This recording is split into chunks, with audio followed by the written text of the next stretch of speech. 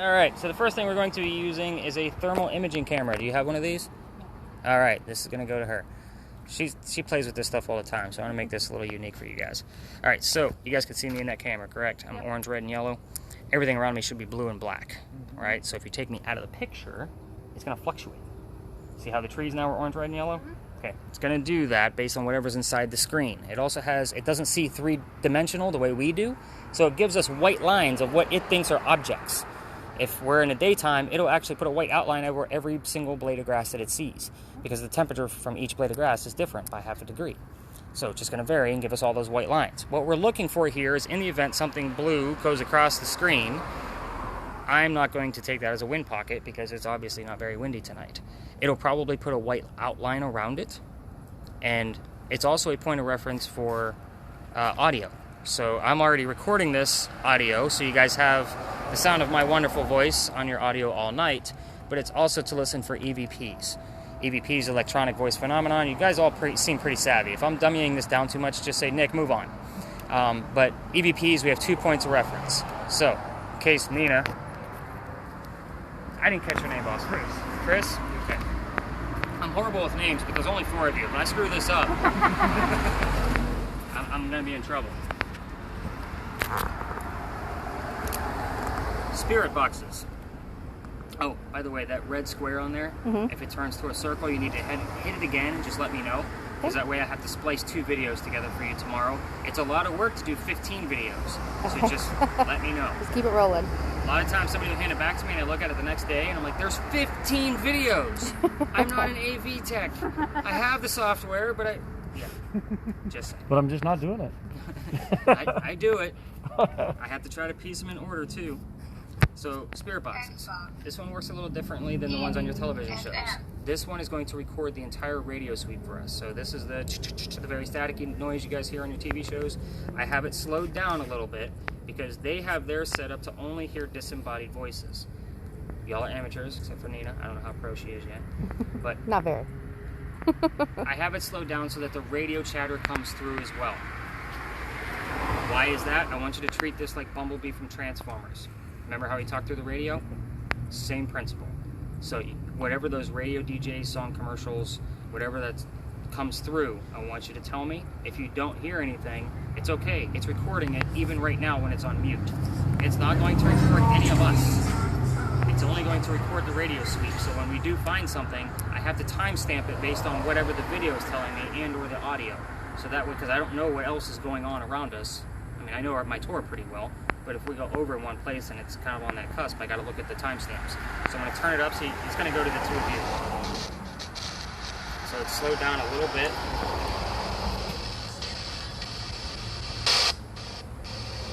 And you're going to control the volume. That's what's also nice about this. We don't need an external speaker. Most of them you need an external speaker. I love this device, by the way. This is my new best friend. When I go on my own investigations, like the Flight 93 Memorial, I turn it on, slide it in my pocket, listen to it later. We need to get one of those. Yeah, we have the external speaker. So all of the devices and the apps that I use, at the top of my page will be a list of them. And then, of course, there's Amazon commissions that come out of it. Don't worry, it's nothing like I'm making $1 million off of. But this is made by Ghost Stop in Florida. So it runs about $90. You can usually catch it on sale for $70. But there's a turnstile at the very top for the volume. So go ahead and turn that just so you can get the gist of where it's at. There you go. The other button next to it is the power button.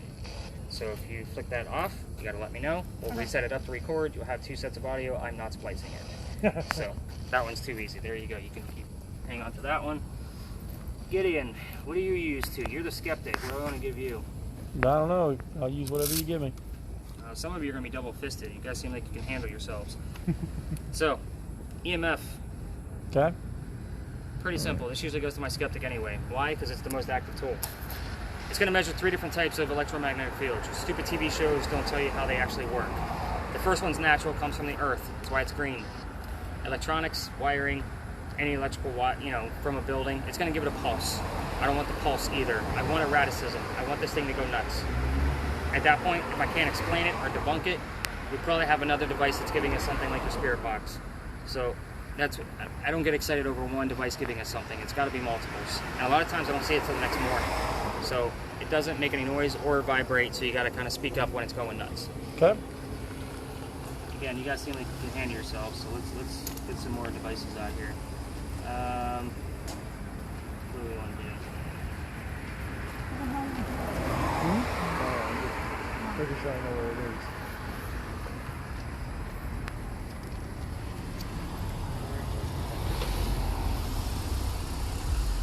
Huh. How long would I do this? But you gotta give her something.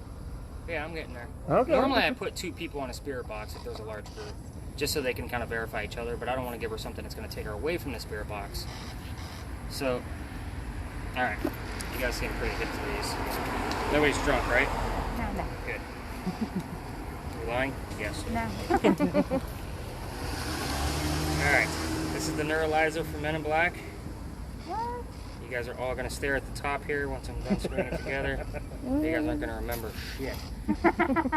But you have all the recordings. Nobody ever catches me on that. It's a grid pen.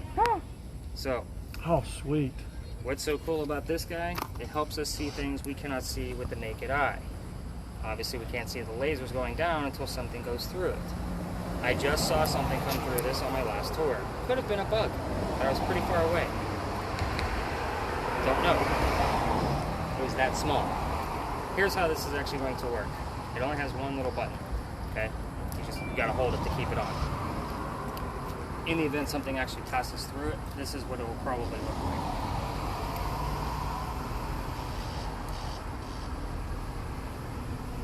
See how that kind of missed right through? Yeah. You're not actually staring at the dots on the ground, you're staring in between the pen and the ground.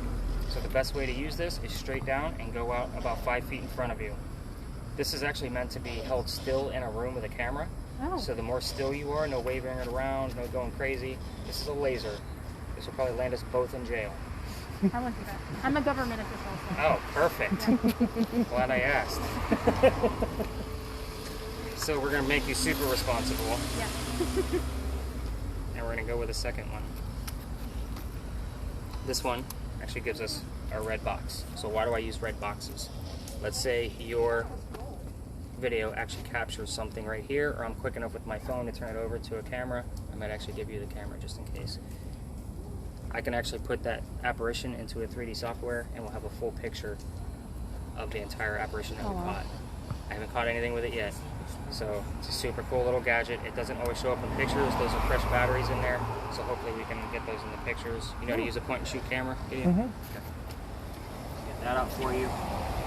Keep in mind, I also have various thermometers in here. So in case Nina, in case you actually, I'm sorry, Chris, I thought Chris had it. In case you actually see a cold spot, we're going to verify it or debunk it. I have enough thermometers, I have a surface temperature one, and I have an ambient as well. So the ambient will help us determine if it's actually real or not. It's going to measure with a probe around it, so I literally move it through the air to try to find the cold spot. So if she has something blue and it's moving, we can also catch thermodynamics in reverse with that. So I'll go into that explanation real quick while I'm pulling out the camera. So thermodynamics is basically the laws of temperature. The second law states that if something is growing in heat, there must be something equivalently growing colder nearby. Temperature has to be balanced because it cannot be created or destroyed. It's temperature, okay? So, again, if it's getting colder here, it's probably getting warmer on the other side of the Earth. Does that make sense? So if she starts to see something growing in temperature very quickly, we probably have something dropping in temperature very quickly somewhere nearby. I don't want you to search for that growing colder. Keep the camera on the growing heat. That's still enough evidence to prove, because it's the law, it's a science law. So again, we can capture that, and it's enough. I've caught it twice now. It's very cool to watch. Something went from like 80 degrees to like 92 in like 5 seconds. Oh, wow. That's crazy. So simple point and shoot. There's an on and off button. There is no flash on here. I turned it off. So when you're taking pictures with this, they have to be very still. Otherwise, they're going to come up blurry, and then my wife has to analyze a bunch of shit we don't want to. So why do I have no flash? So in case we actually have this, an on and off button and a clicker. Again, you guys seem savvy enough. But in case he takes a picture of a building, I don't want that flash to come back and then I have to overanalyze something that doesn't need to be analyzed at all. Does that make sense? It's a false positive. He's pissed off. So, a couple things I'm going to use on my phone. Keep myself busy as well. I have a backup EMF in case Gideon's dies. It does happen. I do have backup batteries, but that takes a screwdriver and it takes a few minutes to change it out. So if I need one in a pinch, I have one. I'm also going to use this spirit box that's going to give us a list of words here in the center. This is the one that said fucking. I'm just going to keep saying it on our audio. I'll put an age restriction on it. And then it's going to save them all to a list. Here's what I'm going to tell you about this list. 80% of it is bullshit. Doesn't mean a damn thing. It's meant to be a game and a hoax. Notice all of you are holding electronic devices. There's no dowsing rods, there's no tarot cards, there's no Ouija boards. Nothing manual is here. I'm recording data. So if I look at this and I say, hey, what color is the barn? And all of a sudden this says red. That's obviously an intelligent answer. Does that make sense to everybody? Mm-hmm. So we're going to clear out their list because I've already emailed it to myself to give them for them tomorrow. This will be up all night. And then I also use a reverse spirit box. So what the heck is that? That is a spirit box that literally, I debunked it already. I have the software to like analyze EVPs and all of that. So I was like, let me see what this actually is. It claims to be FM radio stations being played backwards. Bullshit.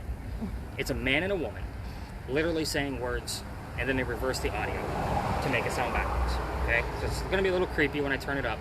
And then I'm going to play an EVP for you that I caught, I think it's 2-3 weeks ago now. It's absolutely amazing. But let me turn this up for you guys first so you can actually hear what it sounds like.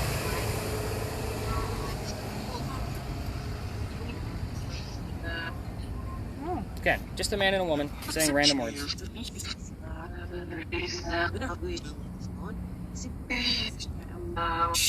So obviously when I hear something, it's going to come through in a forward motion. So one of the place where I caught this EVP, it was actually, I was talking about a woman from England. And usually what I do for your audio is if I hear something, I say what I hear and then I say rewind by 5 seconds. That way I don't have to type it all out for you guys like that guy. So that way you guys have an audio marker. So you're going to hear me say what I thought I heard and then rewind by 5 seconds. I'm going to go to each couple just so you guys can get a gist of it.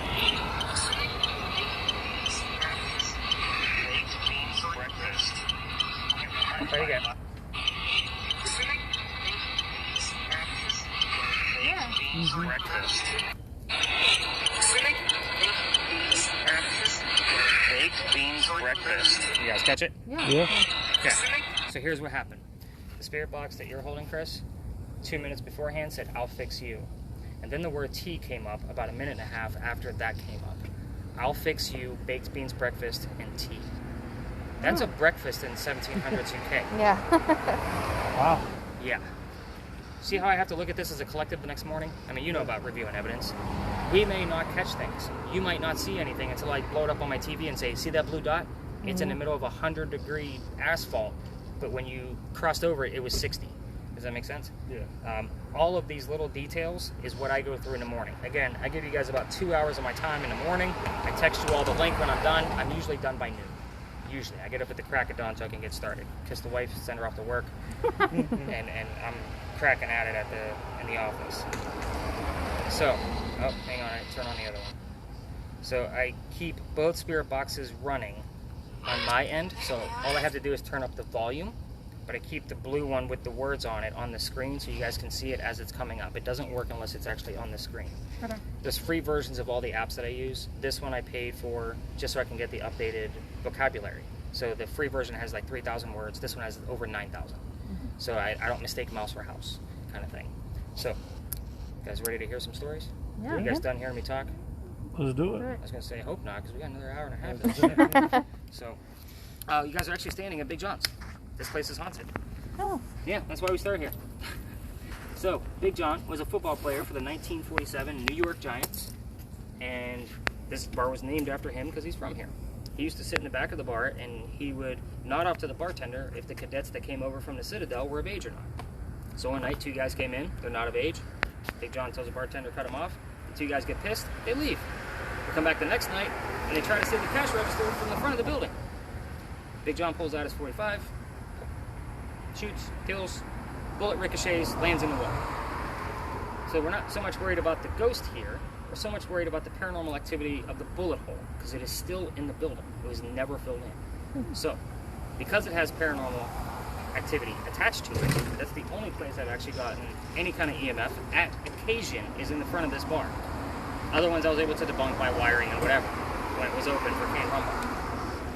It is said that not anybody, but at times people who sit in the front of the bar will actually start to feel dizzy, queasy, headaches, not feeling well. I bring this shit up on purpose. I've had people pass out from this tour. Oh. I'm not kidding. I've had witches look at me and say, no, I can't go any further. If anybody in this group is not feeling well, I need to know. The first time somebody dropped like a wet noodle, I was in CPR class the next day. It's happened at least 4 times that I can remember. Oh, wow. Oh, wow. Yeah, and it wasn't on a hot, sticky night. It was too much activity. So, again, it's that serious. Slightest headache, I need to know, we'll get you somewhere safe.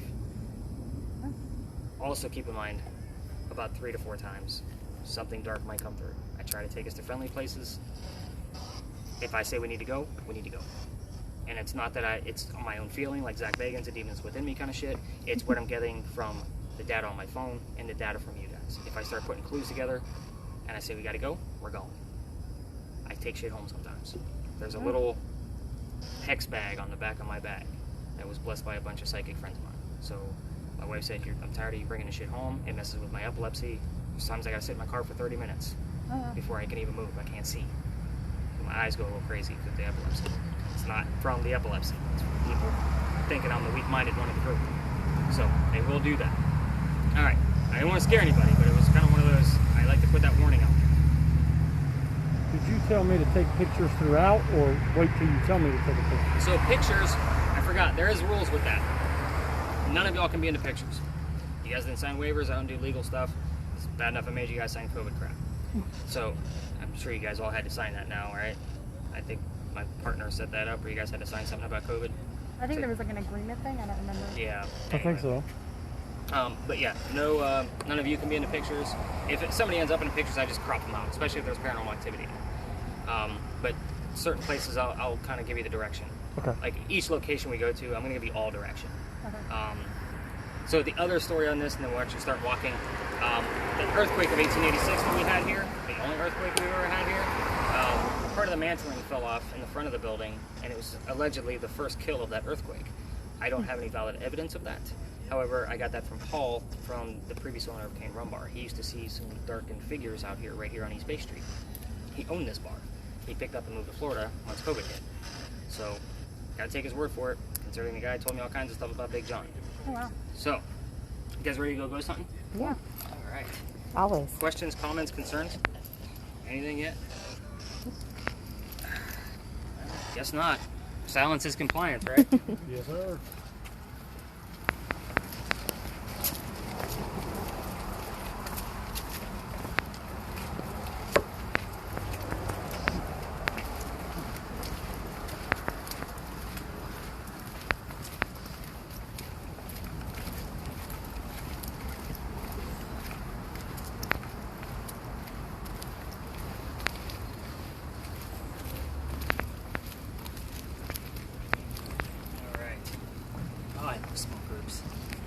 Move so quick. So, a couple things here before we really get started. I'm always going to give you a quick history of where we are. This is kind of your practice area. Let's go ahead and cut that off for a second so I'm not shouting. This is kind of your practice area. Okay? There's not a ton of history here, but I'm going to give you the gist of it. But first off, the Crew Cafe has an alleged suicidal haunting inside the building. What I will tell you is that they, when I walked through with an EMF, I did get a little bit of a spike upstairs, but when I started diving into the plat of land, it turns out it was a slave home. Slave homes do not have addresses. So I don't know if that's a reconstruct, a rebuild, an addition. I have no idea what the hell's going on with that. Nor can I find any kind of suicide from the street at all. So again, I dive into the historical society records. I can't find anything. I'm probably gonna pass, but they do have an alleged haunting there. For you history buffs, right past the Crew Cafe, there's a stop sign. Picture the peninsula of Charleston in your head. It was much sooner back in Revolutionary War times. So a ship rolls up, water's behind me, shoots a cannon, lands at that stop sign. No deaths, no tragedies, no paranormal activity. Just one of those little nuggets of history that I'm like, oh, that's along my tour. I'm going to add it along. So I kind of try to appease everybody, especially when I have an older crowd. So, where are we now? This is the Red Barn lot where they keep the horses for the carriage rides. The ponies are in the building. So, lasers, absolutely not in that building. You can do them anywhere on the lot you want to. Also keep in mind, with that green one, some cars are a little sensitive to strong lasers with their alarm systems. In my history, I have set off 2 alarms. It's never a pretty sight. Oh, God. So just be mindful. This is also the same Red Barn that they held the horses that delivered milk to Charleston. So that dates it for you a little bit, 1860s to 1920s roughly. Wow. 40 to 60 years. That's all the history that's here. So what do I gather while I'm here? Usually teammates of Big John. I'll get stable boys in a month. Here's how we're going to work with the spirit boxes, because both of you are going to be listening to them. Spirit boxes are not like on your TV shows. It's not question after question after question. Okay? It's literally you ask a question that you know the answer to. For example, what color is the barn? We know it's red. You're listening for the color red. I want you to listen for the color red. If you don't hear something after 30 seconds, rephrase the question. Can you tell me what the color of the barn is? If you don't get something after 2 or 3 tries, this person, if we actually have EMF, which we did a minute ago, and they're gone now, they're here. They're listening to me right now. You don't have to speak into the box. They're not inside the box, I promise. But you can say, let's move on to another question. Tell me what's inside the box. You know what I mean? You can pick your own question. I'm just giving you examples. I stay away from yes or no questions. Do you do the same thing, Nina? Mm-hmm. What's the more definitive? Also, a little bit more, I guess, I don't even know that's dialectual. The S and the O in the English language is very common. So you can say, is somebody here? And they say houses. And you think you heard the word yes. Does that make sense? But that kind of question, if somebody says no, they're obviously a jackass ghost. Because they're here. They answered you. So, again, we don't want those kind of questions. Stay away from those yes or no's. Intervals. Give it a good 15 to 30 seconds. I do the same thing, and you're going to hear that on your audio. When I break away from you guys in certain locations, you're going to hear me doing my little question and answer type session. Also, keep in mind, we have, let me see, 1, 2, 3, 4, we have 5 points of communication. We can also, if we even want to count the EMF, but I'm looking for things that actually give us words. If you ask a question, what color is the barn? Red can come through on my audio, her audio, either one of my 2 spirit boxes, or yours. We don't know where it's going. So a lot of times what I'll do is, because I usually give you suggestions of questions, usually. I'll take some of my own suggestions and I'll twist them. That way when you turn around and you say, what's the blue brick? That's a very specific answer. So if I get something like, tell them about this location, and it's the blue brick, you'll have it on the audio to verify it, and then the answer came to you. Does that make sense to everybody? Mm-hmm. And never know where it's going to go. Never. So even if you don't hear anything, it might come up somewhere else. I got Kiss Victoria. Interesting. I don't know that Big John ever had a girlfriend or a wife, so I'll have to dive into that. Alright, so nice slow sweeps from you on the thermal imaging. The cell phone technology of cameras is not on that camera. Yep. It's about the thermal imaging. If you move it too fast, it will pixelate. You will see it calibrate temperature. Wow, that's whose ringtone is that? That's me. That's magic. It's my doorbell. It will calibrate temperature, and you'll see it pause for a split second. That's fine. It's supposed to do that. But the pixelization means you're moving too fast. Obviously, we want to find out what's going on with the EMF, so you can kind of do a question and answer session nearby. I want you to listen the whole time. If you go near those windows up there, just kind of keep it to an audible level. You don't want to spook the horses with a bunch of static. Lasers, again, if we want to try them out in here, by all means, don't cross the streams. So they're literally straight down, about 5 feet out in front of you. You want red and green, one color on each corner of you, if that makes sense. There's a toggle switch on the side. Pointed it up. There you go. Perfect. And then, like, there you go. That's perfect. It's as far as you want to go. So there is actually a laser feed in Charleston. I just found that out. Yeah. So if those are shown in windows or cars or anything. Oh yeah, well that would be like a nuisance probably. Yeah, it's a big deal. Apparently it's a couple. They can take down a plane. Yeah. So when we had helicopters down here for all of our protests, and they were flying really low, like there's certain tests that I do with buildings and the infrared thermometer that I use, and like we're not doing no testing. Yeah. We're not getting gunfire because we wanted to flash down a helicopter. All right, so let's get that spirit box up and let's see what we can find. Let's find a hot spot with you. Oh, fun fact, today is the 171st anniversary of Edgar Allan Poe's death. Oh. Look at that, October 7th. Bet you all didn't know that, did you? I did. Did you? Yeah. Did you know it's the 171st? I didn't know it was 171st. See? We went 1-0. Did you hear that, Gideon? We went, what, 4 or 5 years ago. They had a funeral. They do every year at the church that he was buried at. So, do you know about Unitarian Church? Yes. Okay, so have you found the grave? No. I'm talking about Unitarian Church. Here, yeah. So, do you guys know about Unitarian Church? We thought there was a tour, but we didn't. So, Unitarian Church is where the alleged Annabelle Lee is actually buried. From the poem, Annabelle Lee. Oh. He was actually, Edgar Allan Poe was stationed at Fort Moultrie. Oh. And the story is all right here in Charleston. Oh, wow. Yep. That grave is hidden because the father, when she died, did not want Edgar to find her. Wow. So, it's a beautiful cemetery, by the way. I actually thought about doing, like, starting next year, doing, like, a later tour that actually goes up and around there just because I want to look into it further. But it's going to be too much. It's like 1.5 miles. Yeah. Oh, wow. Well, we Yeah. went, what, last year? Because it used to be open at night. Years Yeah. and years ago. Yeah. So we went last year. We were going to go tour it, and they decided to close it now, They I guess. opened it during the daytime. I don't know that it through COVID what it's been doing, but you getting anything on there? I was earlier, but not right this You minute. gotta speak up, man. Well, yeah, you're right. What was when we were standing there? When we were standing there talking, it was blinking. So, do you know who did the voice for Professor Radigan? Yes, but I've looked it up, but no, I don't know it. I've read Vincent it. Price. Is that? Vincent Price. Oh. I actually just did a podcast episode to Vincent Price about all the different types of work that he's done. He's an amazing guy. He did more than just horror stuff. Just so you guys know. One of my favorite actions ever. Getting some yellow. Middle. It's nice, it's a small group. We don't actually have to split up. So we have a rhythm or a pattern to it. Let's say you got a little bit of a pattern. Yeah, it's like when I'm pointing it. So you have to think of this, if there was an electrical box, okay, and that was what was giving that pulse, and I just want to red. If that was what was giving the pulse, hard red on that thing with no wavering at all, like right on top of it. And it would slow down, you'd go all the way down to orange, and eventually green, and you get further and further away from it. So 30 seconds up.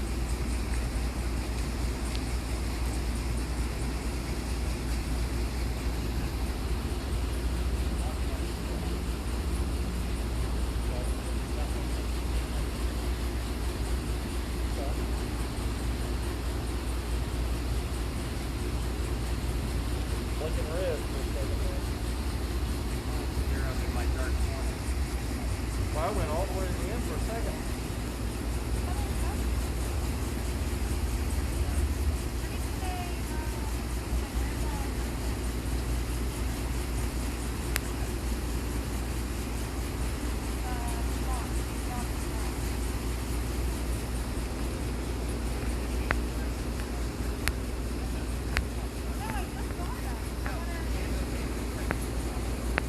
Solid red right here. Blinking red all the way.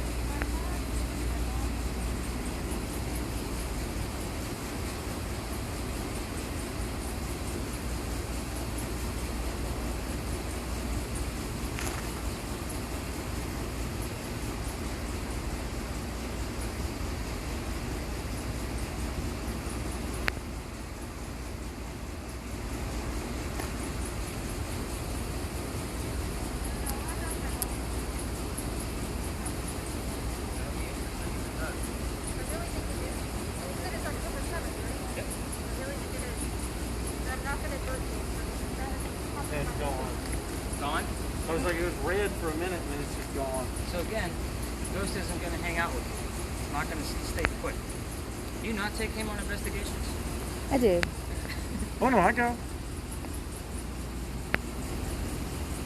No, I took him on one, and it was in New Orleans, and we had the SLS, and it was his first time using it, and we did the whole investigation, got to the end, he never hit record on the SLS. And it was great evidence. It was actually. amazing. What was the SLS? What is that? That's the laser grid with the Connect. With a stick figure. Oh, yeah, okay. It was actually good because they didn't tell us anything about the investigation until you were done. They kept having this really huge Good for guy. them.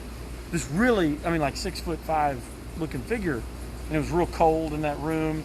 He was standing over the oven, I think, It was in the kitchen. and in the kitchen. And anyway, at the end of the investigation, found out that the guy was a big, tall guy that chopped up his girlfriend and like Wow. hit her body in the oven. Oh, shit. And I was like, That's crazy.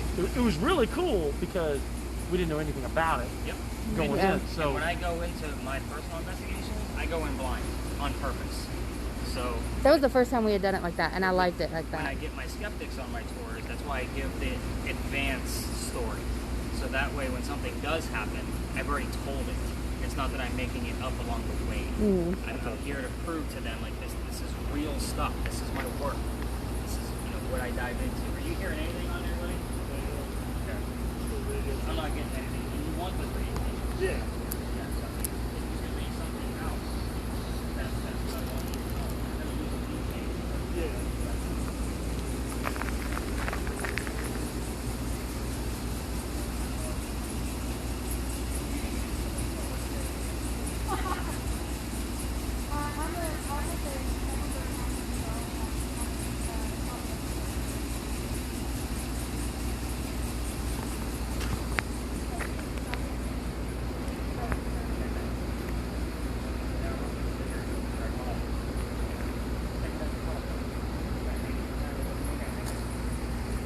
Alright, you guys about ready to go learn some real history now? Yeah. Let's do it. Now that you guys got the gist of your gadgets, what I'd like to do for you guys is this next couple locations are a little slower. I could take you to some extras that I keep in my back pocket since it's such a small group.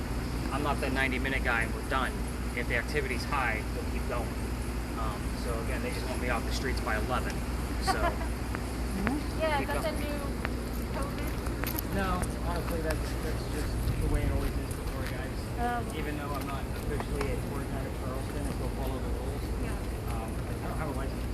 I read the book. Where do you think I got most of this history from? Not anymore. That's why I do this. Yeah. There was a big battle over it as I got started. Yeah, it seems like that's kind of like over legislation. Well, the book is over 400 pages. And it's nothing but history. And then it's architecture. Oh, So you gotta know all the tricks. You gotta know why that was right over there. Like it's all right. I can always do a rough estimate of all the different arguments. But I mean, I don't know if that's what I need.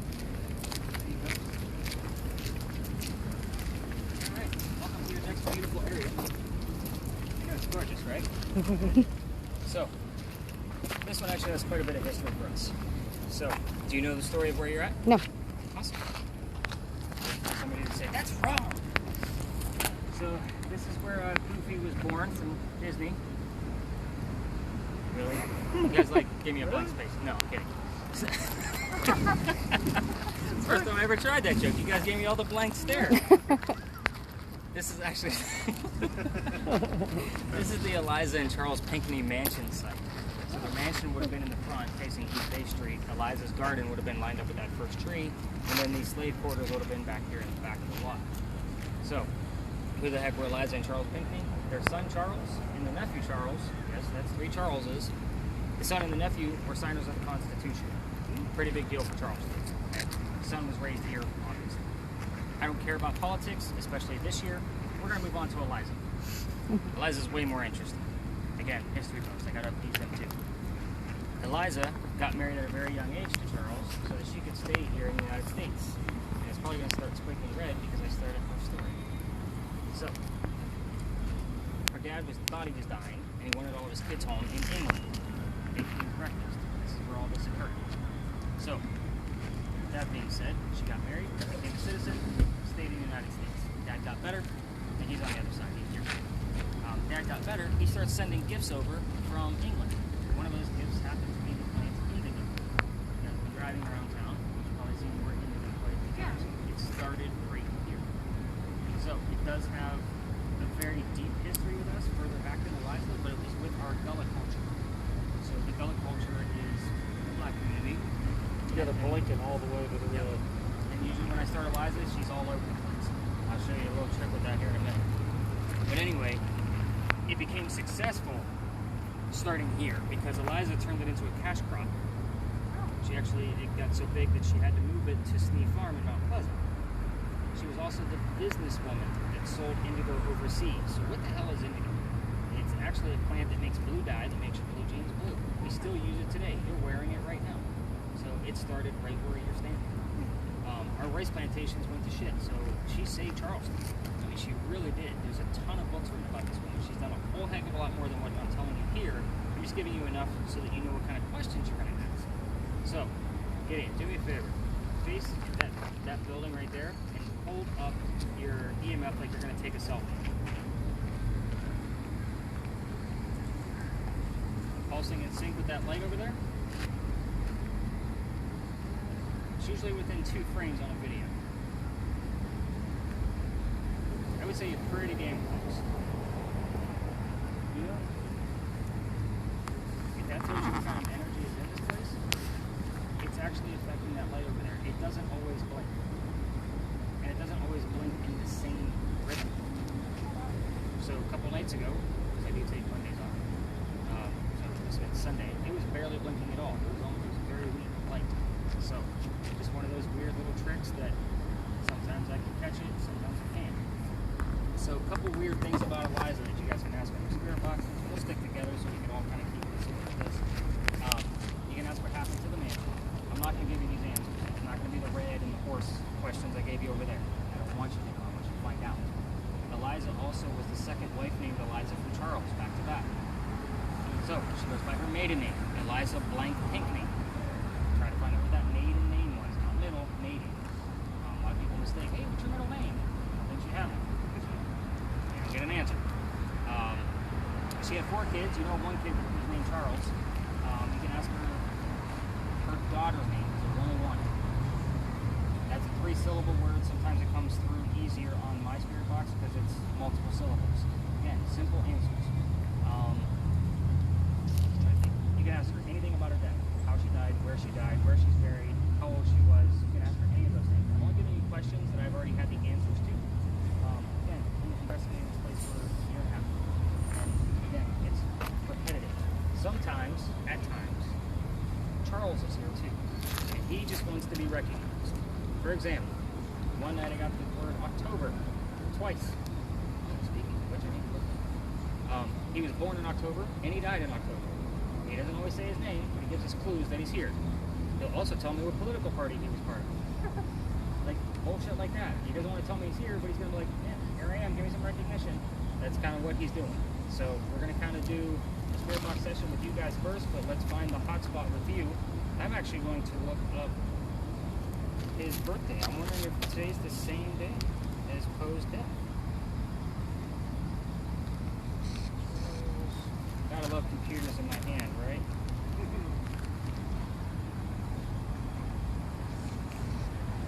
Nope. Born October 26th, died October 29th.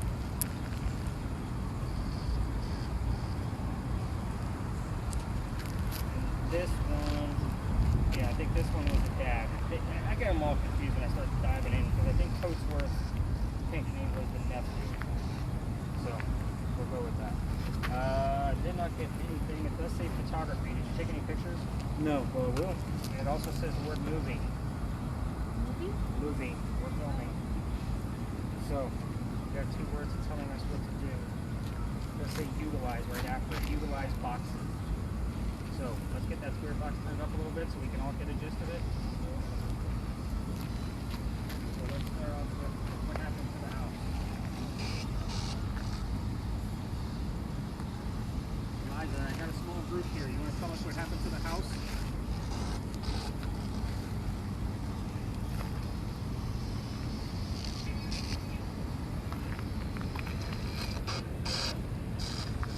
That was weird. That was weird.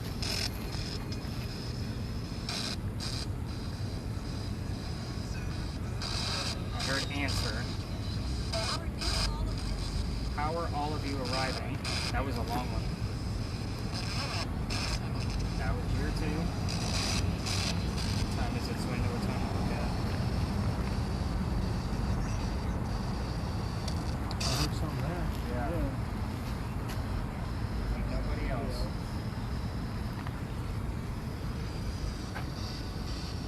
Charles, if you're here, let us know that you're here.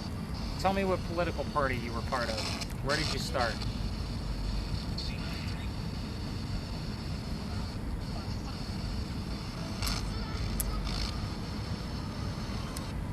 Charles, if you're here, let us know. This is a window.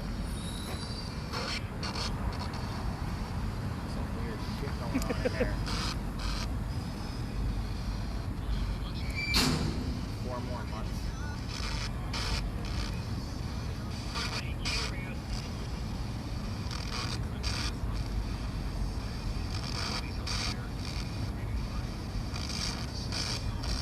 Charles, tell us what political party you were part of. Tell us when your birthday is.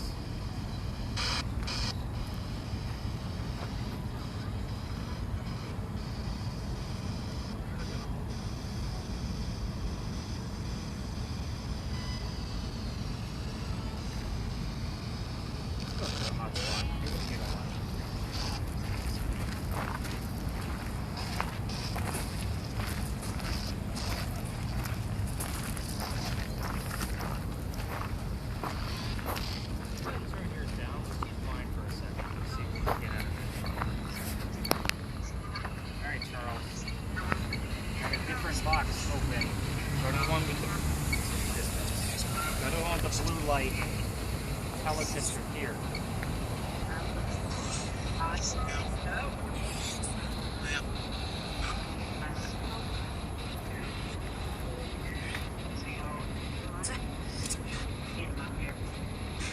I'm here.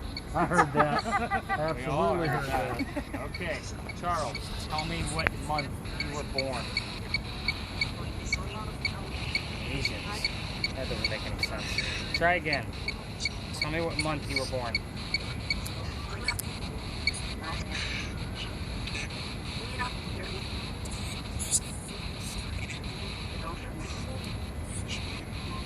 Be brave? Yeah, we're being brave. Here every damn night. What month were you born, Charles?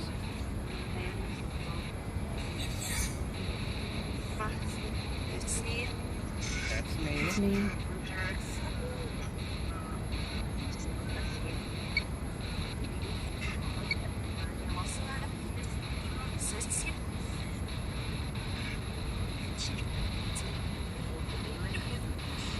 Charles, I want you to tell me what month you were born.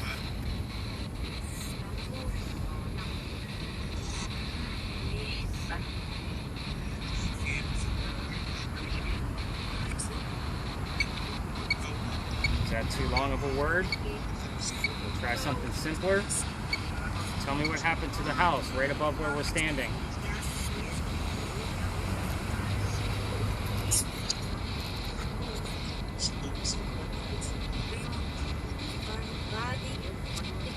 Fire by me. Rewind by 5 seconds. Try again. Let's just get fire in there. What happened right above me?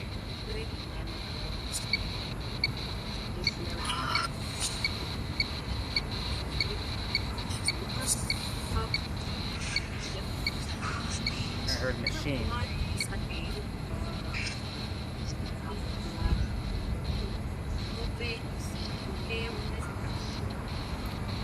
Eliza, Charles, we know you're here. Somebody tell me what happened right above me on the 2nd floor.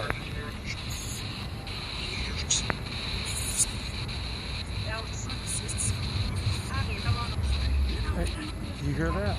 What did you hear? It sounded like it said fire something. I thought I heard fire on a plane, but she wouldn't say the word plane. They didn't have planes in the 1700s. True. I just thought I heard the word Yeah. fire.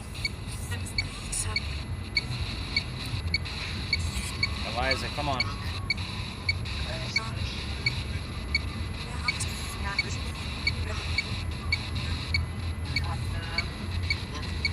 Again, the answer could be going to your spirit box, but it's on you.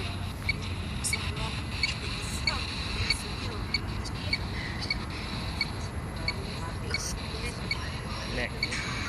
Yes, it's Nick again. Eliza, I want to show these folks that you're actually here. Maybe you can tell me how old you were when you got married.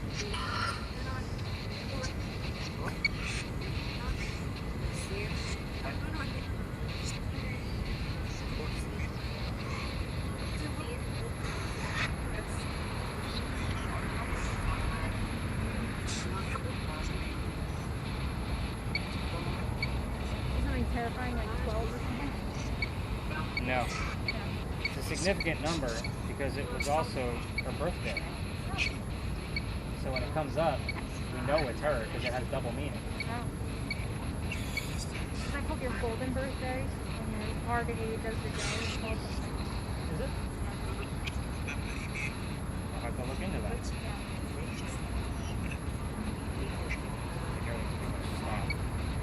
You got EMF. I'm not hearing anything out of this at all. Let's go back to yours. Liza, Charles, we're going to switch boxes, so if you want to say something, go to the box with the red lights.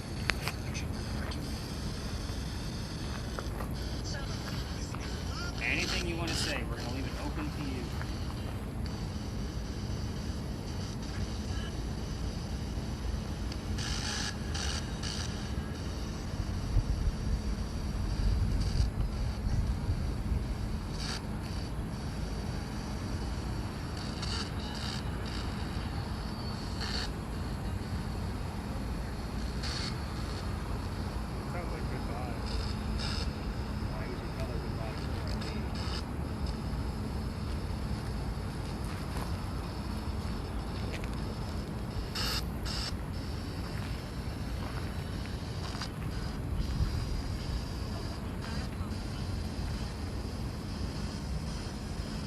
Liza, anything you want to say at this point? You say, are you testing me? Make sure I'm not bugging shit? No, I'm just checking around. I've had people do it. Where's the button to make this thing go off? Alright, pretty much feeling like everything's ceasing, right? Mm-hmm. So we had a couple of good hiccups there. We're going to walk up East Bay Street. We're going to go up to Lodge Alley. So it's one of the normal stops for me. We'll kind of see what's going on in there. I want you to listen for names along the way. You'll know why once we get there. Please keep filming. Absolutely no lasers. East Bay. The last guest I had, we all had to keep an eye on this guy because he kept accidentally hitting the button. Oh no. It was a trip. It was a good tour. I promise. By all means, if you want to take pictures, you can. As far as the EMF goes, it's going to go off from the parking meters. Don't get excited. It is what it is. I'm going to debunk stuff ahead of time where I know it's at. So parking meters, if you get something in the middle of Lodge Alley, once we get past Magnolias, then I get excited because usually there's no signal down there at all. So if something does come up, we're good to go. Okay. So let's go take a hike. It's definitely a mask area, which you guys are already there. Probably smoking, so I'm going to be fine. One step left, three down. So this was their gate? No. This was actually part of a restaurant called Molly Darcy's. Once you guys finish your like a verifiable link, that either something I wrote in resources or an outside source, and I'll make sure the pictures are the mansion.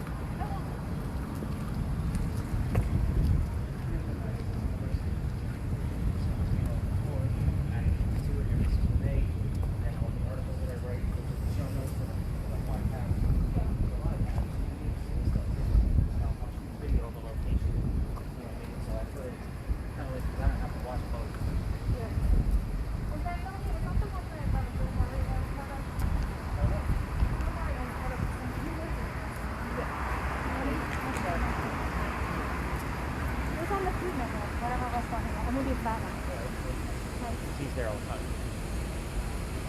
Actually, this is kind of fine for public something. Oh. Later.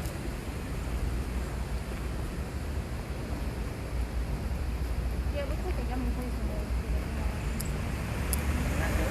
It's actually pretty close to where we started.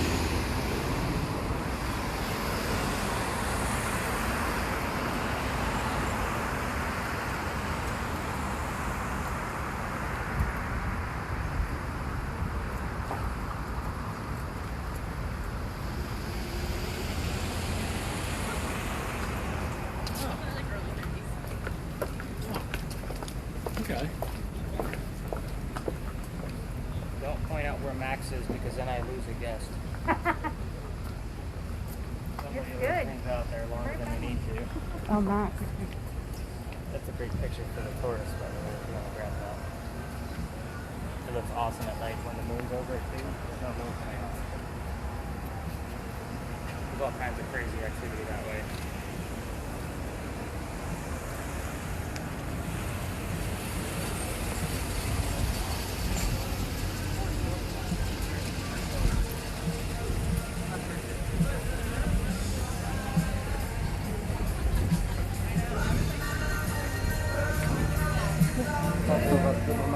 Oh, that's the place that makes it really stronger that we went to. Yeah, I remember. You pointed it out. You broke the rule. I forgot what it was. Yeah, the drinks are so good.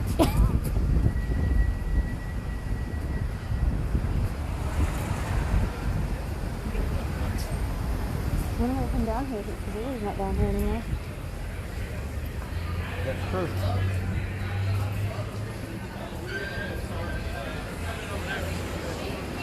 Awesome, so ready for that. Just when you think about it, I guess the season got pushed back because of COVID. So.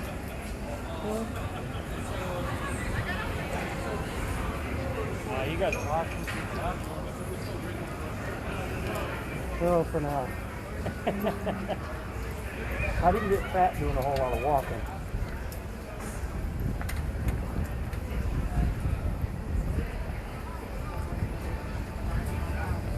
Actually, I think I lost about 10 pounds in the past month. Been so busy ever since they released us. Mm-hmm. I was driving Uber Eats, during COVID. Uh-huh. Just to keep things going. I did really well in Somerville. Oh, I bet. We ordered a lot I of can't it. believe what people will pay just to not have to get off the couch. Dine in. She was like, I don't know, like, Susanna, like, 6 times to be like, I would love this. There you go. Uber 40 hours. We're going to make it right down here. You want to grab them a couple of pictures of the down there? Perfect. Grab us 2 pictures. We always want 2, so we have something to compare it by. We do get a lot of weird orbs and light fixture stuff down here that White loves to analyze because it's different every time. Alright, watch your step. It is uneven. You're going to be okay in them shoes? Yeah, they're comfortable. Okay. Still trying to get used to these. You can imagine I go through a lot of shoes. Invest in good shoes, I hope. I usually go below $60 to $100 on a good pair of shoes, but I need something a little thicker sole to them.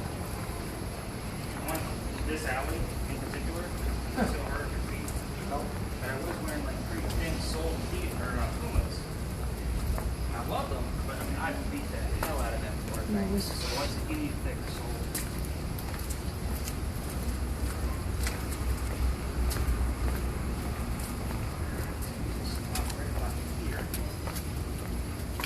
So welcome to Lodge Alley. Pretty creepy place, right? Did you guys hear any names along the way? Alright, so this actually is one of the oldest streets in Charleston. Oh. When I say streets, that means people used to live here. These 2 buildings were not here. We had shotgun houses here, so you can shoot a gun through the front and you go out to the back. Some people don't know what that is. I have to explain it, especially the younger millennials. They don't know what a digital camera is either. I gotta show them how to use it. It's funny. They got phones. So anyway, the people that lived here, let's go ahead and put that on. Again, it's recording for us. So they did an archaeological dig in here and they found some of the people's tools, their silverware, little articles of their clothing. You have a weird cold spot? Something you can't explain? No. Sorry. No, you're good. She's staring intently, so I was like, ooh. I don't want to miss anything. I have caught shadow figures down here with that. So, it's an interesting alley. I do have a full list of residents of every person that's ever lived down here. So it's not a full census list, so I don't have like their wife and kids, but I do have all of the owners' names. Very interesting, like the building that you're staring at is actually like after 1890, because the people that lived here were from like 1790 to 1890. We consider these people lower class once they start digging up all their stuff out of the bricks. And you have to remember too, the Manslow was skinnier. All that stuff wasn't there. The clothes would have been closer. And during low tide, this would not have been a very pleasant place to stay. Low tide is what stinks, the high hazard of that. So, interesting things about these. You know, the bricks are obviously clay bricks. They, you know, none of them are the same shape or size. They're all handmade. Obviously, they're sunken in a little bit, and as we go through, you'll find bigger and bigger gaps based on the amount of rain that we get here. The building that I'm leaning on is actually the Lodge Alley Inn. Every hotel has its own set of ghosts. I don't validate any of them until they start getting into free range. So I'm not going to humor any of them until they say, oh, sure, Tuesday night's good. I'm like, okay, I'll be here. But they won't do it. I try. Maybe in January when now that I'm a little bit more established. So we're going to actually walk through the rest of this alley and get in at the end. Once you see the St. Philip steeple, grab some pictures for these guys. I like to give some good touristy photos too, so that way you guys have them. And we're going to get a little bit closer to it so you actually have a better shot in case it doesn't show up. Look at that historian. Yep, and then I got the word spread. Historian spread. Is that a new butter? Nobody got that joke? Okay. Sorry. Bad jokes all the time. My wife wants to smack me half the time. But the shadow figures that I caught actually came up near that half wall. So we're going to walk through kind of slowly. Check out the brick styles and all that. Excuse us, guys. Sorry. Hey, friend. Loving life right now. Sorry, big dog person. Can't help myself. Actually, I'm a little dog person. You know, I got too many dachshunds at home. So. We have 3 dogs. What do you got? We have a Pomeranian, Bichon mix, a Chihuahua. Okay. Shepherd, German Shepherd. Wow. yeah. Well, They're there small, are 3, 2 medium. of them Yeah. are rescues. So, and then one is my baby dog. Gotcha. Well, the two mini dachshunds are actually service animals for me. So they are. Byron is actually trained, so if anybody comes in my bubble, he'll go nuts. So that's why he doesn't come on the tours. So, I mean, I've tried a couple of times. He does not behave, especially if they're trying to handle the bag and everything else. He can be a handful. I mean, perfectly. I mean, once he got used to somebody, he'd be sitting here in a perfect sit. He's that well trained. But you have to get used to somebody's scent, the fact that they're talking to me in a pleasant voice, all of those little things. So, was he at my book signing? I didn't take him to the book signing No. today. But he does pop friends books. So, but anyway, we're going to check out the rest of this alley, and then we're going to go across the street. We're going to hear the story of another alley. Where are we on time? We're doing great. We're going to actually hit a couple extra spots. So, let's go check out the rest of this alley so we can get some more spots. You probably know some of these other Was ones. it this big? This wide? Yeah. Yeah. Horse and buggy. One way. Yep, this is all I needed. And you gotta remember, half the people that live down here, they didn't have a horse and buggy. Yeah.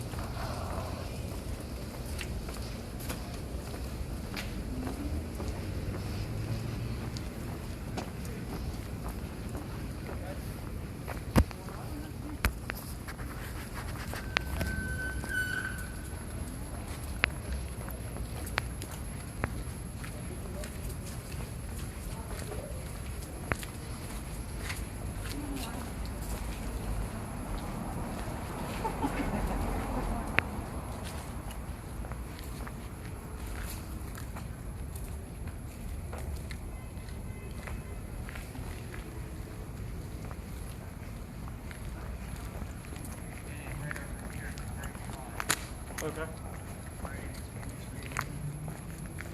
Actually, it was like clear night too. Really cool. Stars. So I usually tell the story of Doolittle Alley out here because that's a very popular ghost spot. And I don't like to be interrupted. I'm going to make a big theatrical performance, and then it's trying to cut through. Makes my literally a 4 to 5 hours. Keep going. So. All the tour guides know about this little shortcut. Before you scroll all the way out. Like added 5 minutes. But anyway, so this place used to be called Jewelers Alley. It's known as Philadelphia Alley now because when dueling became stupid and illegal, they had to name it after a city that actually saved us from one of our many fires. Philadelphia happened to be one of those cities. So it's called Philadelphia Alley. The story that everybody tells, but we actually can validate or disprove, is the story of the Whistling Doctor. He lived down here from Rhode Island. His name is Joseph Brown, and he actually was supposed to get married to his fiancee Amanda, who just inherited a bunch of money from her dead parents. So the lawyer that's handling the money says, "You two aren't getting married. Send the doctor away." So he comes down here to Charleston. The coachman that brings him into town sets him up to be robbed and killed. Not a very good start. Somebody walking by named Ralph Isaacs. And I want you to also keep in mind the doctor's from Rhode Island with the initials R.I. and Ralph Isaacs has the initials R.I. So when we get that on our spirit boxes, we know it's true fact. But anyway, Ralph Isaacs, who was an attorney here in town from here, says, "You don't want to stay here, let me take you somewhere else." So he takes him to 59 Church Street. It's about a mile and a half from here. It's the same street that the church is on. That's why it's called Church Street. So, where was I? A mile and a half from here. Oh, anyway, the two become friends, and the doctor's business is doing really, really well. So he becomes known as the Whistling Doctor because he's making lots of money, and Amanda's going to be moving down soon. He's a pretty jovial guy. Him and Ralph became friends. They used to go see plays together, but because the doctor was moving up in society, they had to sit in different seats. So, might have one of those movies, you can't sit next to your friends. That's kind of how that went. So they used to have to talk about the play on the way home. And one night they go see Richard III. The doctor loves the new actress that's in town. Ralph does not. Turns into an insult party on the doctor's fiancée. They two get pissed off at each other. They go their separate ways. Ralph, who has ties to Charleston and the city paper, decides he's going to write a big old ad in the paper about what a disgrace the doctor is to the city of Charleston. Not very cool. The doctor rebuttals with, "Let's go to Duelers Alley. Let's settle this." So, the loser of a duel is normally what? Dead. Right. Somebody's not going to make it out. Right?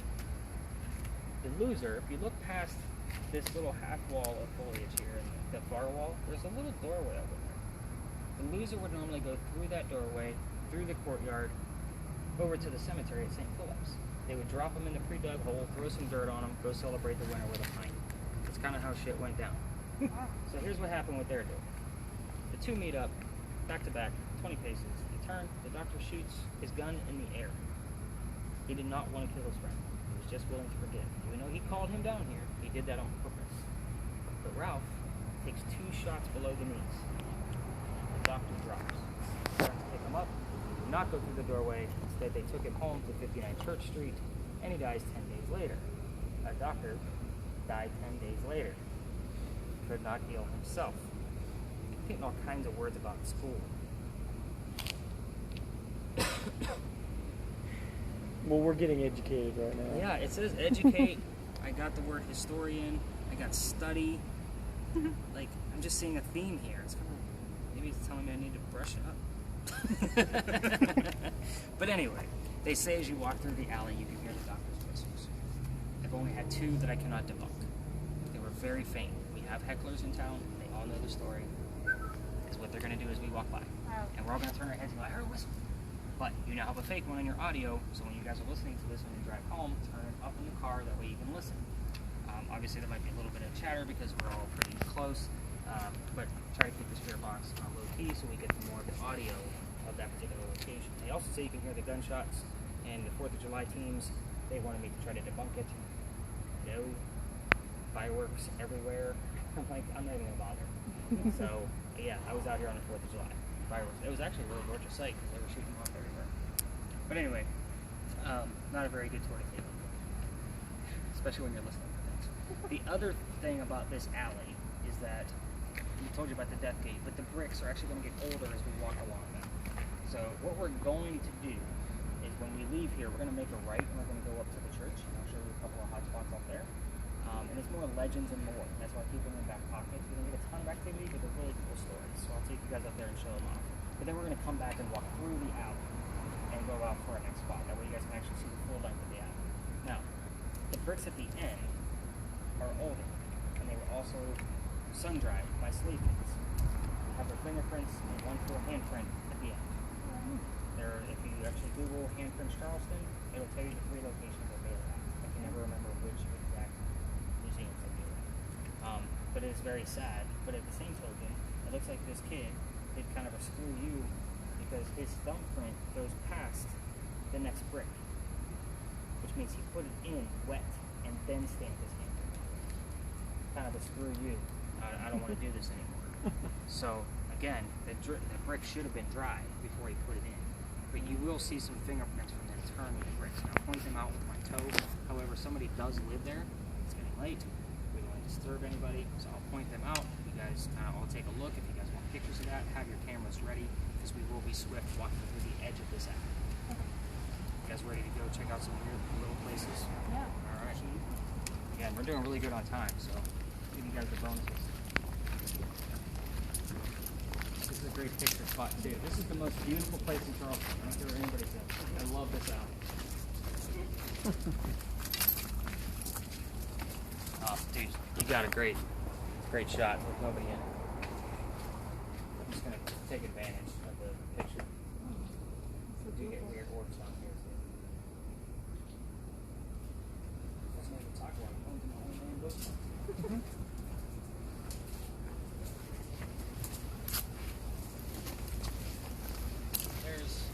This gate wasn't here. It was just the doorway. This is the original wall. So again, if you go through the courtyard, then over to the cemetery, which is where we're going to go.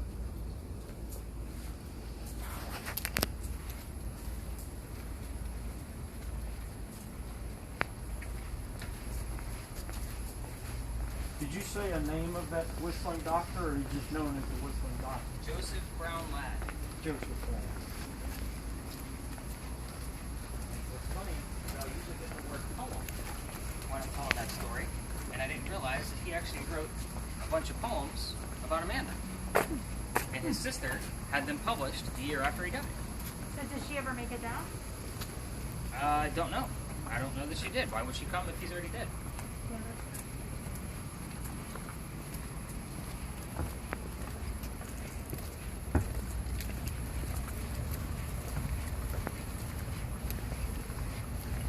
I don't normally get a chance to come up here too often. So that's quiet.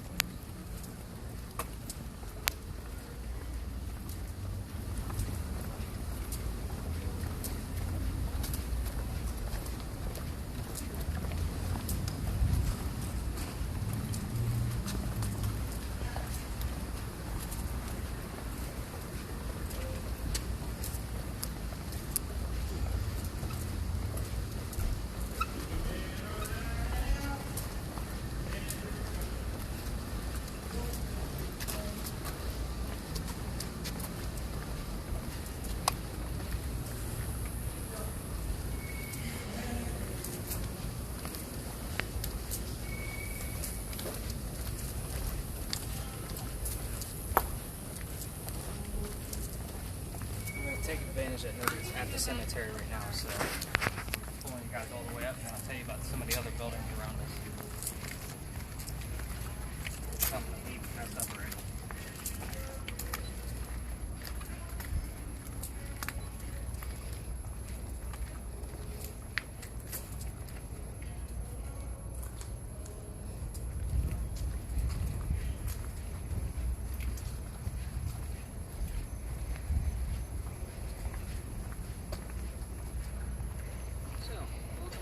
Phillips, which side are we on? Eastern side of the cemetery. It actually is split in two. This side is actually the residents of Charleston. Those ones are not. That's why Calhoun is buried on that side. It's not actually from here. They moved him 3 times to get him over there. So there's a lot of ghost tour guides that'll make the joke that he said something when he crossed Church Street more times dead than he did alive. There's a sign right here that says that there's no ghost here at St. Philip's besides the Holy Ghost. There's a reason for that. 1888, a woman died named Sue Howard Hardy 10 days after her stillborn child. 1988, photographer's in town, and he's taking pictures of our beautiful cemeteries and captured a full apparition of a woman in a shawl with a baby basket next to her over that grave. 1988, there's no Photoshop, there's no cameras, there's no cell phones, none of that BS that we can manipulate now. He sends it off to Kodak to get debunked. Kodak cannot debunk the picture. I don't show the picture on the tour because it is cursed. Any woman that holds it will start to feel ill will, so kind of the same symptoms I gave you at Big John's. Any woman that's pregnant holding the picture will not have a very good pregnancy. I am not cursing my tours. As you can imagine, I'm a very superstitious man. We're not going that route. There's many, many stories that actually link to this building. So we actually get quite a few orbs around the front of the church, so if you want to take pictures, by all means. So on the other side of the cemetery, right past it, is the pirate house. That's where Blackbeard's men would come in, and they'd have a drink, meet up with a few women, go catch a play, or go, it would have been the play at the time. It was the original Dock Street Theater. There was a tunnel from the pirate house underground over to Dock Street Theater. We filled it in the 1990s. There was rumor, of course, that Blackbeard's treasure was buried there, but Blackbeard never set foot on our soil. He used to stay back with the ships. I'm not a big pirate person either. Getting weird stuff. No, you study, like you're intent. Man, you're a guy. Anyway, so, but Dock Street Theater is listed as one of the top 10 most haunted places in America. Wow. Yeah. Wow. However, I don't have much data. Here's why. The story goes that Nettie Dickerson used to work. Well, let me give you the history of Dock Street Theater first. First, it was Dock Street Theater, because this was Dock Street. When the church wouldn't move to widen the road, it became Church Street, obviously, because it juts out. Okay? But Dock Street Theater then became a hotel, and then it's Dock Street Theater that we know now. So it had 3 different churches. Okay, so kind of keep that in mind. During the time it was a hotel, it also had prostitution. There was a young lady that worked here at the church. She was past the marrying age of 17. Sorry, I haven't told this story. I'm kind of jogging my own memory. She was 23. She was too old to get married. Nobody wanted her. So she went down to, she saw the good, happy stuff going on down there at the whorehouse and the hotel, and she went down there to go get a job, put on her best red dress, and she was the best loved girl in the place. But she still wasn't happy. Imagine that. So she used to go out onto the 2nd story balcony, lean on the banister there, and ponder about coming back to the church. Well, one night the priest sees her out there, and he goes down to talk to her, and a storm rolls in, lightning strikes the wrought iron banister that she's leaning on, and strikes her dead. Now, they say you can see her ghost on the 2nd floor from the knees up only. Why? Because when we turned it back into Dock Street Theater, we raised the 1st floor ceiling. She's walking on the floor that she knows. Wow. So, I haven't caught that for myself. The other ghost that's said to be there is Junius Booth, father of John Wilkes Booth, who shot Lincoln in a theater. No irony intended there. It is what it is. However, he's not from here. He didn't die here. They just say he was one of the actors when it was original Dock Street Theater, and he just loved it here so much that he just came back. Now, my belief, and the things that I've learned through the psychics that I used to work with, that would carry spiritual activity with it. Inside Dock Street Theater, when I did my little walkthrough, because you can tour it during the daytime, you just walk in, and if you want to hear a ghost story, they'll tell you. But they let me walk through the whole theater on my own. EMF, I don't think I had that spirit box yet, or else I would have been using it. But the chair rail that's like 12 feet on the wall up in the air came from a mansion that burned down back in the 1800s, the Radcliffe Borough Mansion. So that wood transferred. Whatever was going on inside that house is probably up here. Also, the doors downstairs that lead into the 1st floor, those came from that same mansion as well. And they wouldn't let me near them with the EMF. Wonder why. So, I don't know how they let people in on the 1st floor. You can't use those doors when you want to see a play. I've seen plays in there. It's great. But actually, they actually did the Lion, the Witch, and the Wardrobe over the winter. It was fantastic. Me and my daughter went. Awesome. So anyway, those are the stories that actually tie in here.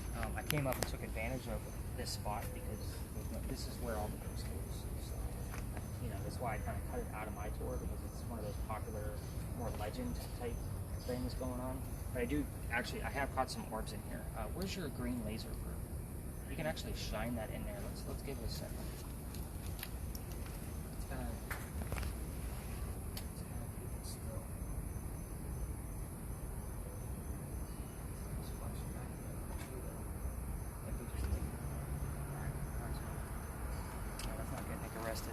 It's never a good sign.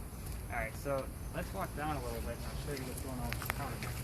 And that's really cool. I know you're excited what's into it. I am too.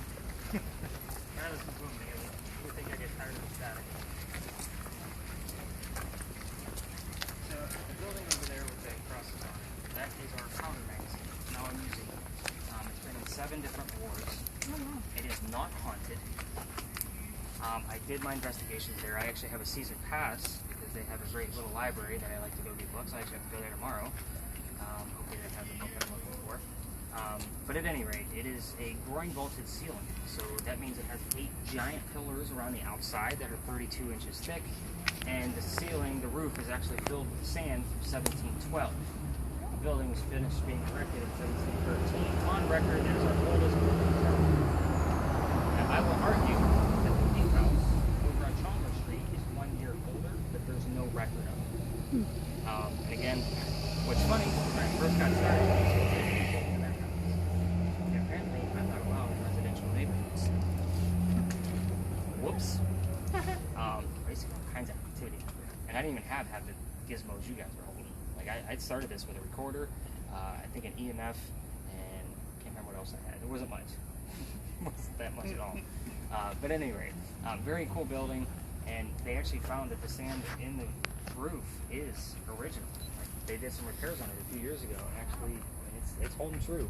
The reason for that is because it's 3 blocks away from the water.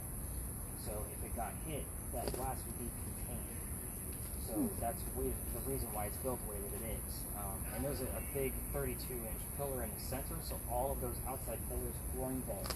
Oh. That's why it's called a groin vault, because it looks like a groin going over the top.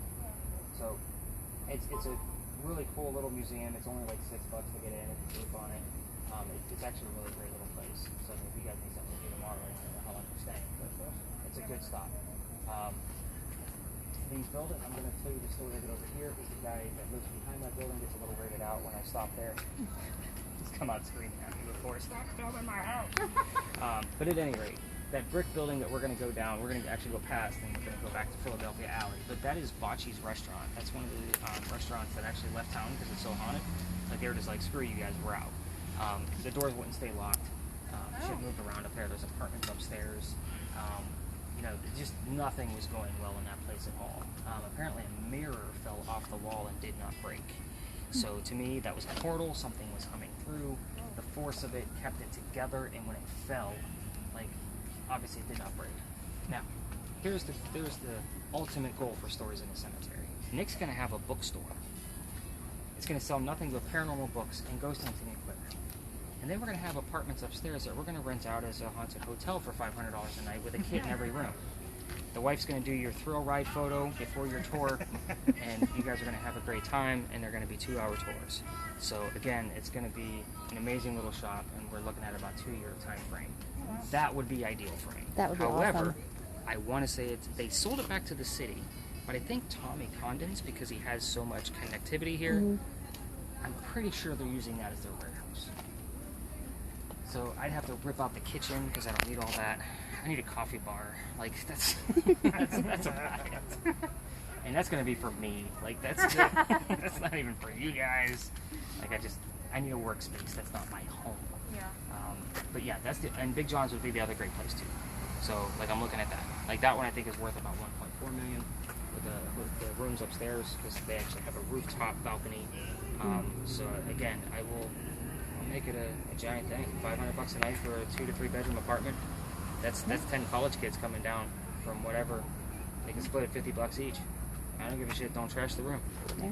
I'll show you how to use the equipment. I'll upload it for you just like I'm doing for you guys. Yeah, we've talked about that. We see all these houses coming, like the Amityville houses up on the market.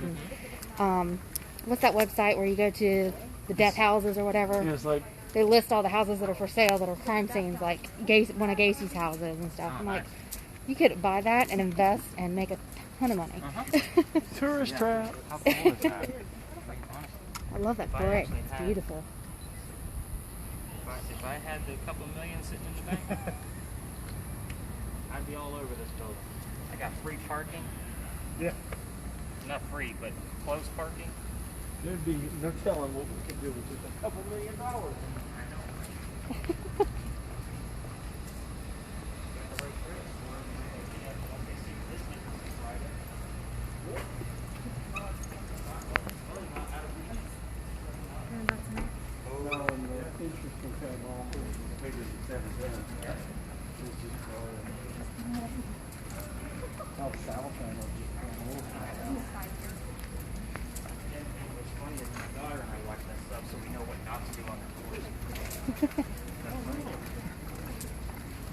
I swear I was waiting for you to just scream, bro. Oh my God, bro. I'm a little chilly, bro. I'm not putting my feelings in this. If I'm cold, I'm not going to tell you. I'm going to wait for the thermal imaging camera to tell me I'm cold.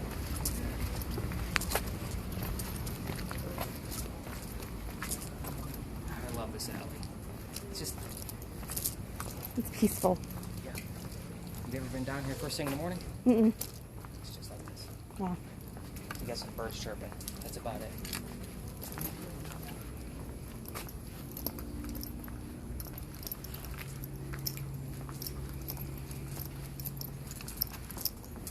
Yeah, having a place right next to the market. Sorry if I'm blowing smoke in y'all's face. I don't mean to. I normally don't smoke on the doors, but you guys seem to. You didn't give a shit.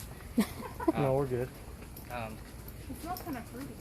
I know, it smells good. This is strawberry watermelon bubblegum. Wow. But imagine having a place like that right next to the marketplace.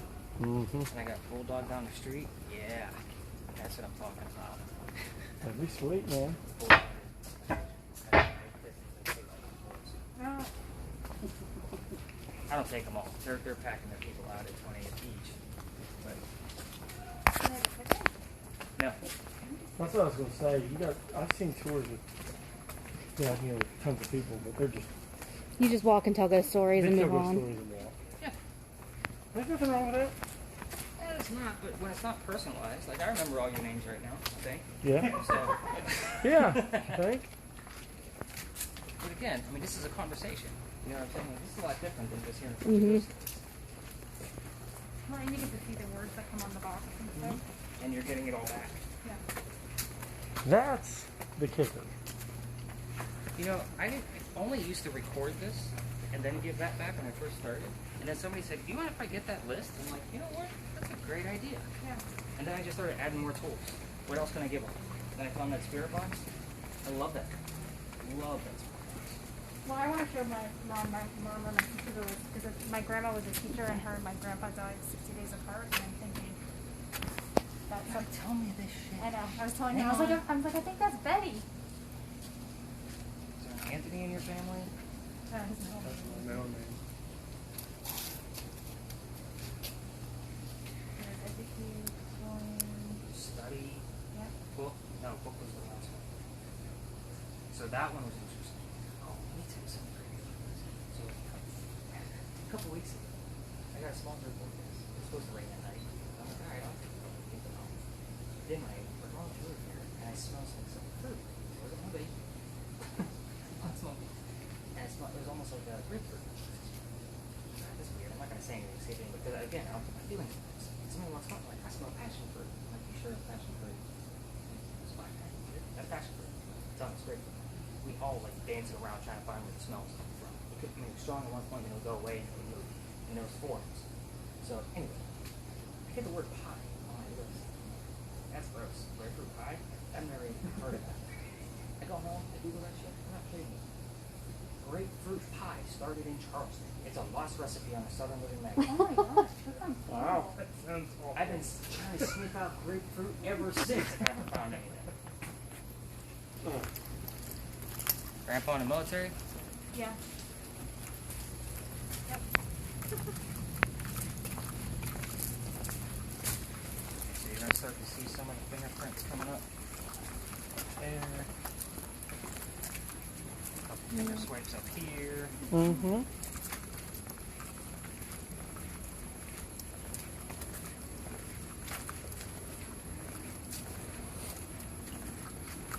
And they're all over here. I don't need to point them all out. These ones here are pretty prominent though. Definitely something there. There are handprints right here. You can see where the thumb overlays. Yeah. Oh my god. Yeah, pretty crazy, huh?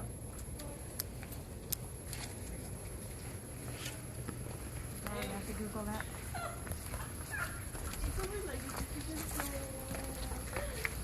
Actually, that's the biggest definition of a handprint that we have. Everything else is a lot of fingerprints. That one to me looks like a screw you buddy. No, that's a whole one. Yep. See how small it is.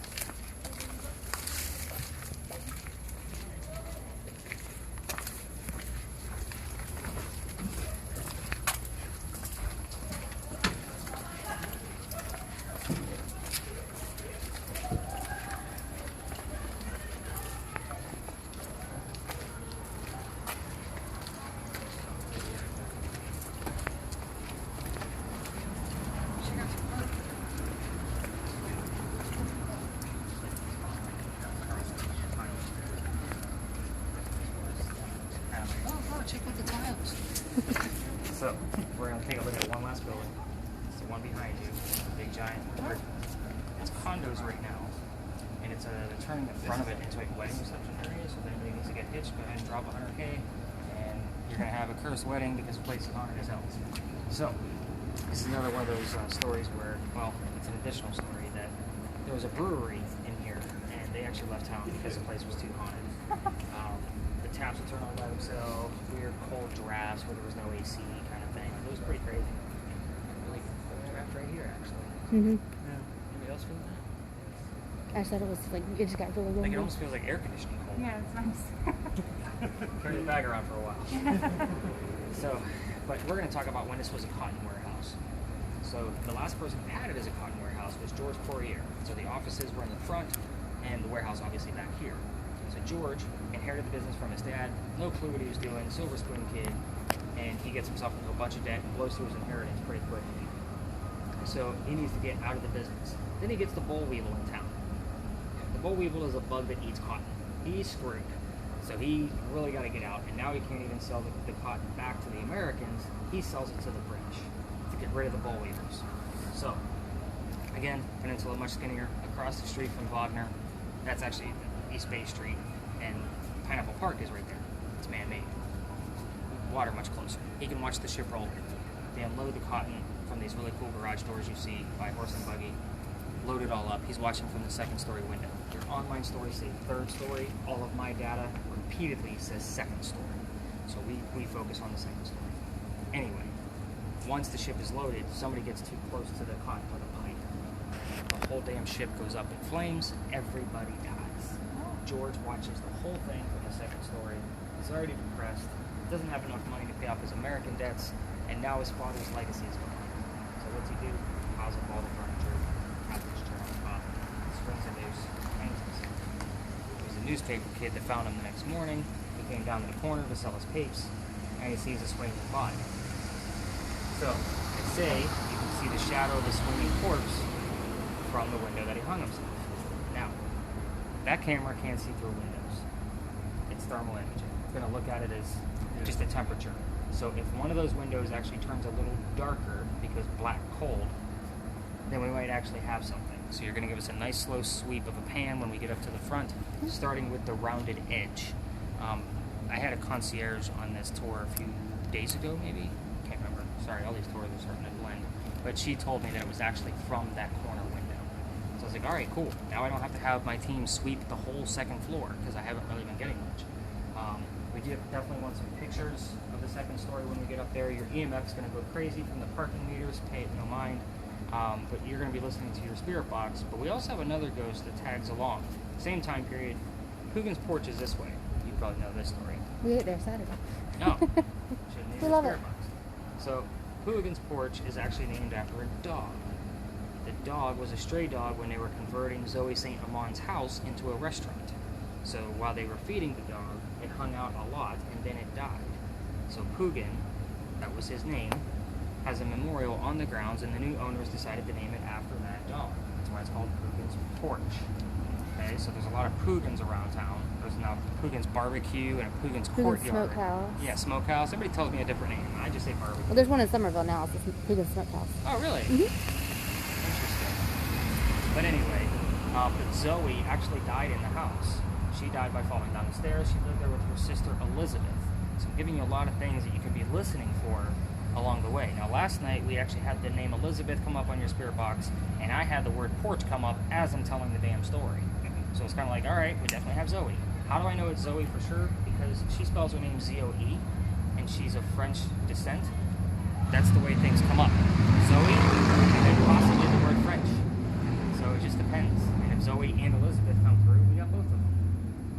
When we're listening for things from George, you're going to hear words like fire, cotton, ship, dad, father, those kind of things. Like that's kind of what we're listening for there. Sometimes we get both, sometimes we got nothing. This is a hit or miss. It can be a grand finale if a good bit of information comes through, but a lot of times we got to look at the collective in the morning to see if it's actually there. So, questions, comments, concerns? That was a lot I just threw at you guys. It's a lot of data. So how old is the building?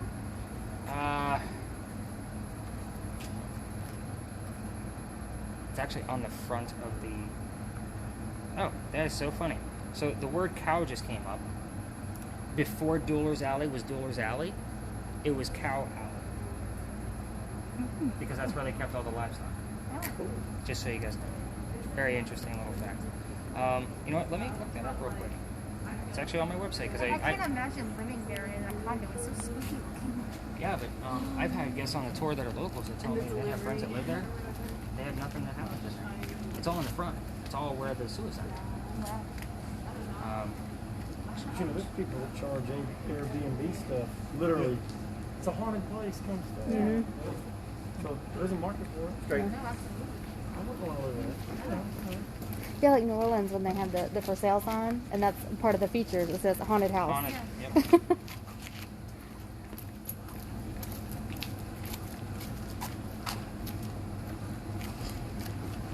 I wonder what's more haunted, New Orleans, Charleston, or Savannah? 1880. Oh. So there's what the front of it looks like. Let's see. I actually took that picture across the street from the venue. You're going to see how tall it is. And normally it's a little breezy tonight. And I tested it with the last one. It didn't do anything. But notice the peak at the back of the building. The front of the building has this type of stone at the very top, and then this one is about 5 feet below it. At times, it's up to a 30-degree difference in temperature. So we could test it with the camera. The last tour, it was only about 12 degrees. With this kind of breeze, I would expect 12 to 15. Anything more than 20, I would get excited. But I've seen it go all the way up to 30. I do have an infrared gun, but I mean, again, it's a little breezy. It didn't do anything on the last group, so we'll see what happens. Let's take a hike.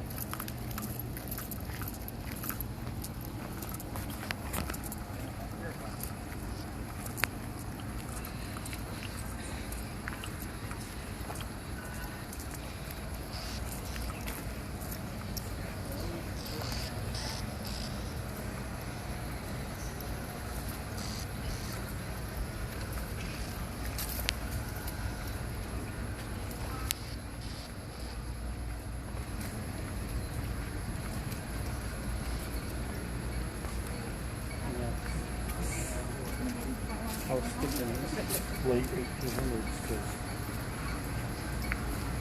it was early 1900s. Mhm. And the bowls or something.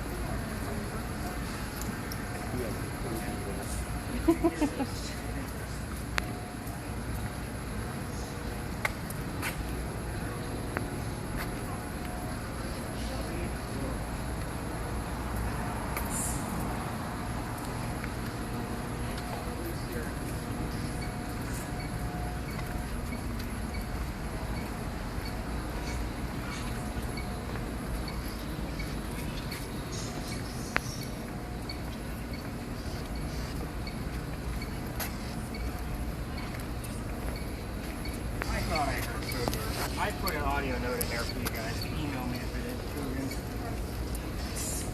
Because I don't always go back and listen to the audio because I leave the markings in there for you. So I have to type them all up.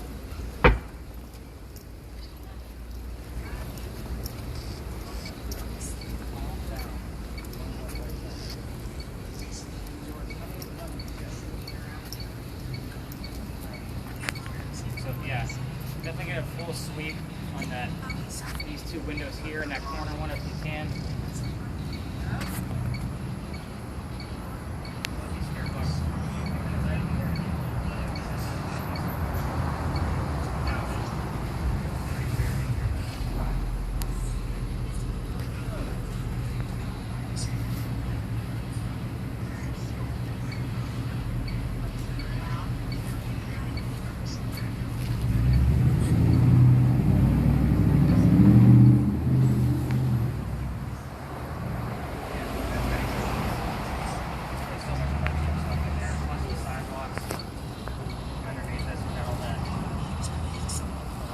So this corner one right here? Yeah, the one above the rounded edge. Okay.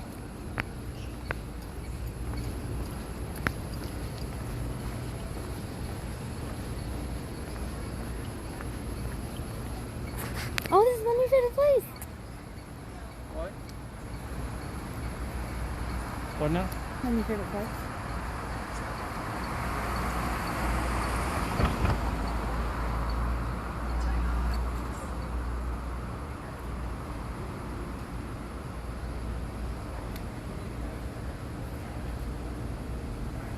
Not reading any colder than the other ones.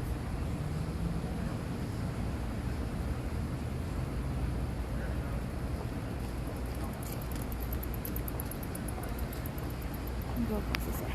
Hmm? I'm gonna go across this way.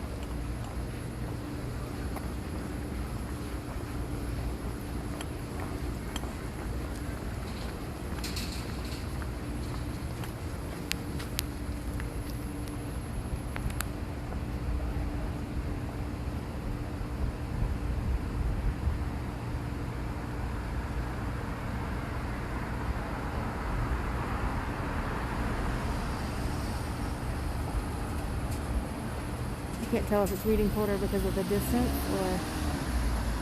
Go up.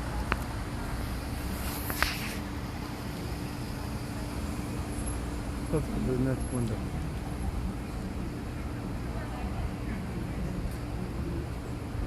Yeah, it's a cooler. A little cooler.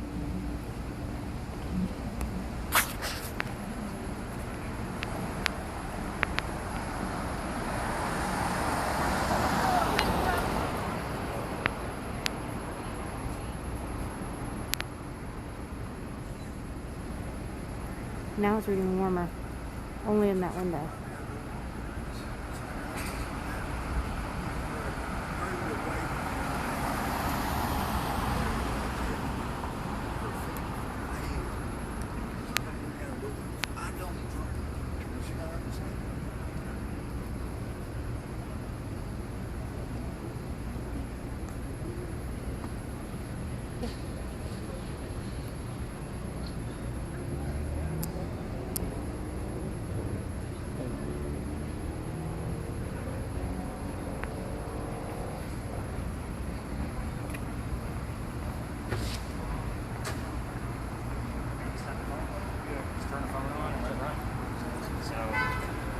Well, It reads like 3 or 4 degrees warmer in the bottom half of that window.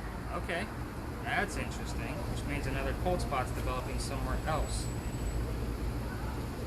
I checked it in my home. Well, you guys already have like my books and whatnot, so you probably already know Stories in the Cemetery. Mm-hmm. I'm going to give you... I'll give you a couple of my tour cards too, since you guys are local, so hopefully you guys enjoyed yourselves enough to actually pass it along. You guys pretended you had a good time, so you guys are great actors. So let me shut your audio off. You guys are going to have an hour and 46 minutes audio, so you'll have all of the stories, not to mention hopefully some EVPs along the way. I gotta change these batteries. That's pretty weak. It's weird. I just put a new battery in a few nights ago. I used to use a battery tester on the tour too. I think it's off. Yeah, there's no screen on it. That's good. The battery tester doesn't last the full 90 minutes. Like it burns up. I burned up 2 of them. I'm trying them out. I'm like, yeah, don't do battery testers. That's dumb. I thought it would be a cool little thing, but do I have to splice anything? No.